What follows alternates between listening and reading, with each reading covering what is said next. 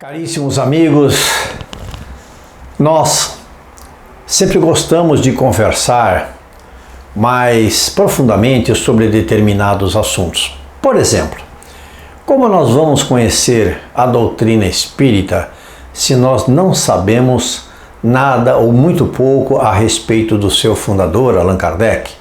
Nesse caso específico, nós estamos falando, obviamente, num sentido figurado, porque Allan Kardec, ele dentro da doutrina espírita é muito conhecido. Muitos palestrantes, em conferências ou mesmo nas casas espíritas têm falado sobre este extraordinário homem. Mas hoje nós vamos colocar Kardec, sempre Kardec, de uma maneira, como é que era o seu tempo, como é que era, vamos contextualizar a época de Kardec, que era o professor Hippolyte Léon, Ele nasceu e produziu toda a sua obra no século XIX. Nós estamos no século XXI e a doutrina espírita tem aproximadamente 160 anos. O que é que acontecia na França? A França inaugurava uma época do pensamento humano chamado Iluminismo, Eram profundas transformações, modificações do conhecimento humano. Transformava-se a França num país de vanguarda, através dessas iniciativas que traziam também um momento muito importante para a ciência positiva, onde os homens tinham uma condição melhor de entenderem a ciência através do positivismo, Allan Kardec, ele nasceu no ano de 1804 e este ano foi o ano em que Napoleão Bonaparte se autoproclamava imperador da França, Interessante porque nós vemos até o presente momento, da nossa conversa, que existiam novidades que estavam acontecendo na Europa, mas essas novidades maiores, obviamente excluindo a parte do Renascimento, que foi uma época em que a Itália se sobressaiu, mas a França então estava tomando a frente nessa vanguarda, onde o berço do espiritismo já estava sendo preparado, Allan Kardec, ele era um homem extraordinário por vários motivos, disciplinado, conhecedor do seu trabalho, sério, um homem que tinha uma capacidade imensa de discernimento e bom senso, Nessa segunda metade do século, o qual nós estamos falando aqui, do século XIX, surgiu então a sociologia, a psicologia e a antropologia, e o conceito de ciência como nós temos hoje. E o que é que isto influi dentro da doutrina espírita? Porque os 5 livros da codificação, eles foram se formando, dentro desse estado novo de coisas. Allan Kardec tinha, obviamente, uma experiência anterior, o seu espírito era extraordinário, ele veio com uma bagagem muito grande, para desenvolver o trabalho que ele precisava desenvolver aqui. E tinha condições para isso. Mas ele era um homem que sofria também as influências do seu tempo, as influências daquilo que estava acontecendo no seu tempo, como nós estamos aqui conversando, Então a sociologia, psicologia, antropologia eram ciências novas e que para ele, Allan Kardec, um homem extremamente estudioso, ele ia se aproximando, ia bebendo nestas fontes também, e com tudo isso o espiritismo vai então se acalentando, vai melhorando as suas condições cada vez mais para o seu nascimento. Kardec, ele fora, obviamente, preparado na espiritualidade, como nós falamos, para essa obra gigantesca. O seu espírito não poderia vir para este planeta naquela época, para empreender esta grandiosa obra que foi estabelecer o Espiritismo sem que houvesse uma disciplina do Espírito que sobrepujasse todas as dificuldades que ele teve, não é? E que ele também, como Espírito, tivesse encarnações anteriores já dentro dessa espiritualidade, dentro desse trabalho que ele vinha fazer aqui. Então ele tinha um calibre diferenciado, não é? E um conhecimento vastíssimo de encarnações passadas, trabalhando provavelmente com a espiritualidade. Como nós sabemos, Allan Kardec é um nome adotado por Hipólito Leon, que teve então a sua encarnação como druida. E nesta encarnação como druida, ele era um homem que trabalhava com a espiritualidade. Allan Kardec, dizia que após o seu trabalho na doutrina espírita, né, que a continuidade da nossa doutrina, e aí nós abrimos um parênteses, porque a doutrina espírita, no momento, nos parece um pouco lenta em relação àquilo que ela realmente quer, para onde ela vai, qual o caminho a seguir, não é? E isso é muito próprio de uma doutrina que está crescendo muito, ela é gigantesca e que precisa selecionar os seus trabalhos e selecionar os seus trabalhadores para que haja então uma edificação maior dentro daquilo que nós estamos precisando.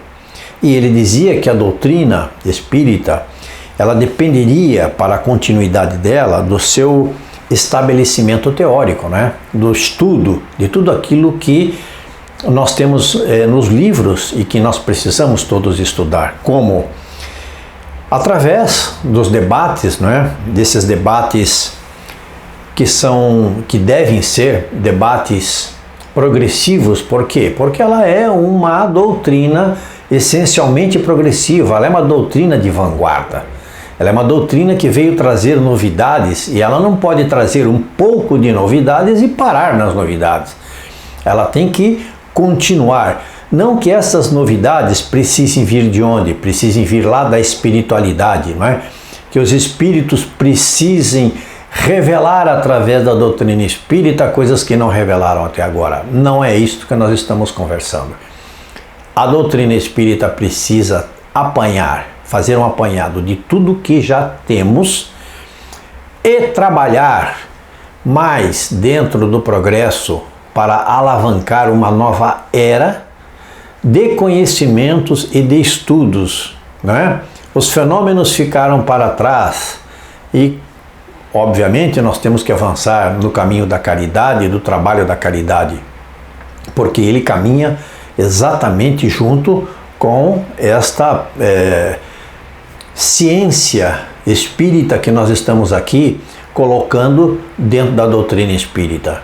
Mas precisamos mais do que sempre cunhar, não é? Este momento, selar este momento, o qual nós estamos aqui vivenciando, para pós-pandemia trabalharmos fortemente no desenvolvimento progressista da nossa doutrina.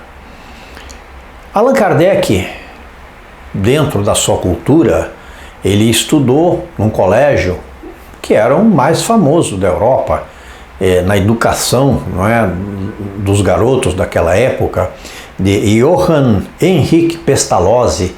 Esse método Pestalozzi é utilizado em muitas escolas até hoje. Ele estudou neste colégio até os 18 anos, quando então ele muda-se para Paris, e em Paris ele vai estabelecendo todos os seus estudos, não é? Toda a sua parte. Ele foi pedagogo, ele foi escritor, ele foi também linguista, não é? Ele foi estudioso de diversos ramos da ciência e da filosofia. Então, Allan Kardec, ele era, como nós dissemos, um homem extremamente preparado para fazer aquilo que ele fez. Ele era um espírito de um calibre completamente diferente, não é? Ele não se colocava em dúvidas ele focava exatamente o que ele precisava fazer, e foi nesta direção que surgiu então das mãos operosas de Allan Kardec. Claro, teve ajuda, obviamente que ele teve ajuda. Ele era um homem casado, não é? Com Amélie, uma mulher fantástica que o ajudava, que adorava a doutrina espírita e que todos nós a reverenciamos de uma ajuda inestimável para a nossa doutrina. Nós não podemos nos esquecer nunca dela. Teve também vários colegas, vários amigos que ajudaram no estabelecimento da doutrina espírita e deste começo. Allan Kardec não conseguiria fazer tudo isto sozinho, trabalhar. Ele precisava desta ajuda exterior, porque sozinho provavelmente ele não teria conseguido cunhar esta obra, como nós falamos, gigantesca. Essa foi a construção, como nós dissemos, de onde ele estava, não é? Da sua visão de vida, da sua visão de mundo na França do século XIX. Allan Kardec teve a influência, porque nós ouvimos isso na doutrina espírita, né? Quais foram as influências que Allan Kardec teve de outros irmãos dentro da nossa doutrina espírita? Por quê? Porque nós temos uma filosofia instalada dentro da doutrina que muitos ainda não descobriram, não é? Que a doutrina espírita ela é ciência, filosofia, religião, não é? A ordem vocês podem colocar aí do jeito que quiserem. Mas nós temos esses três temas muito presentes na nossa doutrina. Mas ele teve a influência de pensadores, filósofos, né, como Immanuel Kant, Tomás de Aquino, René Descartes, Fenelon, entre outros. Então, nós não podemos imaginar, o espírita não pode imaginar, que Allan Kardec foi um homem que de repente sentou numa mesa, não é, e disse assim: eu vou desenvolver, elaborar uma doutrina, a doutrina espírita, sozinho. E que não fosse capacitado para isso em todas as suas condições de espírito desenvolvido, de homem, e que não tivesse a ajuda que ele teve, não é? Nada na espiritualidade é feito por acaso, ele não foi escolhido por acaso também, mas ele era um homem. Nós estamos aqui conversando sobre pequenos detalhes do que foi a vida de Allan Kardec na época em que ele viveu. Ele era um ser extraordinário, não é? De Fenelon, ele traduziu para o alemão 4 obras. Então, ele tinha um conhecimento muito grande de tudo. Ele sabia exatamente o que ele estava fazendo. Nós precisamos olhar Allan Kardec com um olhar de muito carinho, de muito orgulho para a nossa doutrina, porque ele foi um cientista, não é? Ele foi um desenvolvedor de uma doutrina que é complexa, extremamente complexa. Ele ter elaborado tudo como ele elaborou só poderia partir do quilate do espírito que ele tinha. E o que o espiritismo precisa hoje? Precisa de uma coletividade de estudiosos, porque Allan Kardec era um estudioso, como nós vimos aqui. Nós não podemos continuar a doutrina espírita apenas com os ensinamentos antigos, os métodos antigos, as maneiras de engessar esta doutrina. Nós temos que desenvolvê-la, como o próprio Allan Kardec dizia, que o seu caráter ele é essencialmente progressivo. Ele tem que progredir à medida que o mundo progride, não é? Ela tem que caminhar junto com as pessoas para não se tornar uma velha ideia ou uma ideia velha.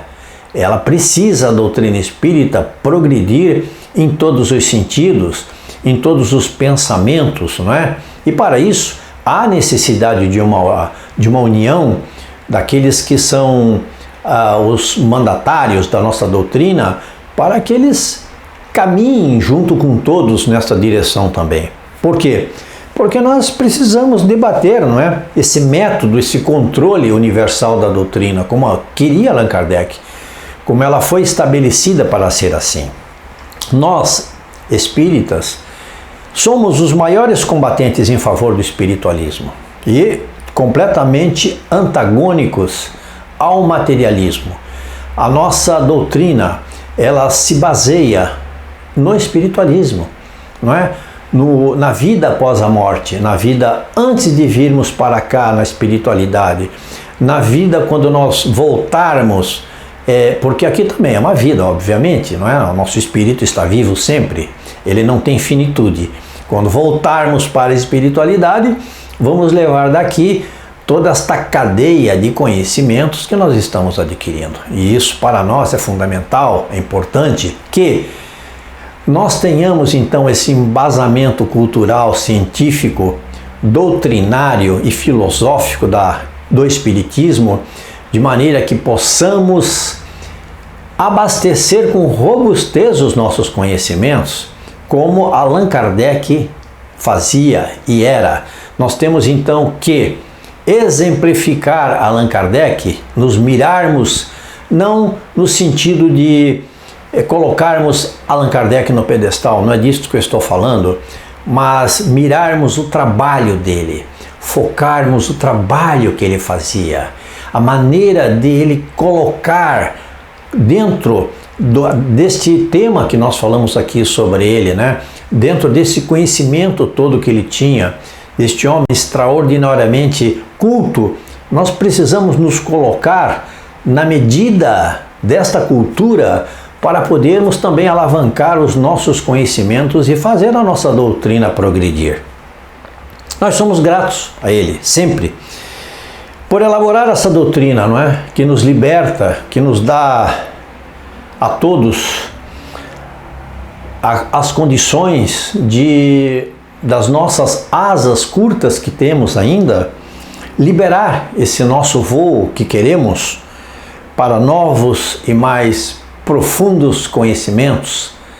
Queridos irmãos, amigos, é o que tínhamos para conversar hoje sobre Kardec, sempre Kardec. Muito obrigado a todos.